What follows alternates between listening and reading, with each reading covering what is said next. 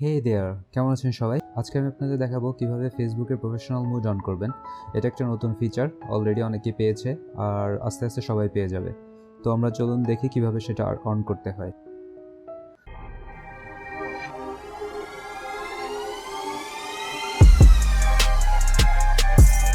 প্রথমে আমরা চলে যাব গুগল প্লে স্টোরে।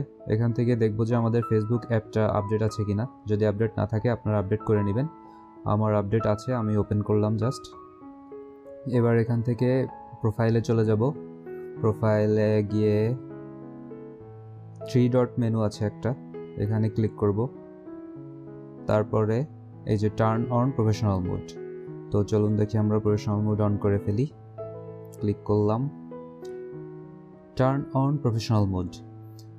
এখানে হচ্ছে প্রফেশনাল মোডের কিছু ফিচার্স দেওয়া আছে।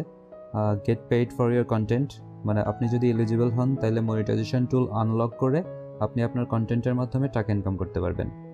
এটা একটা। আর একটা হলো যে গ্রো ইয়ার অডিয়েন্স। আপনার ফলোয়ার সেটিংসটা পাবলিক হয়ে যাবে, তো আপনি কোনো কিছু যখন পাবলিকলি পোস্ট করবেন সেটা যে কেউ দেখতে পারবে। যদিও আপনি আপনার ফ্রেন্ডদের সাথে প্রাইভেটলিও শেয়ার করতে পারবেন, কোনো সমস্যা নেই। আর হচ্ছে সি কন্টেন্ট ইনসাইটস। আপনি কোনো কিছু পোস্ট করলে সেটা কেমনে কি হইতেছে, কেমন লাইক হইতেছে, কেমন রিচ হইতেছে, সব কিছু সব ডিটেলস আপনি ওখানে দেখতে পারবেন। তো মোটামুটি বুঝলেন এটা কেমনে কি কাজ করবে। তো চলুন আমরা এখন অন করে ফেলি। আমরা টার্ন অন সিলেক্ট করলাম।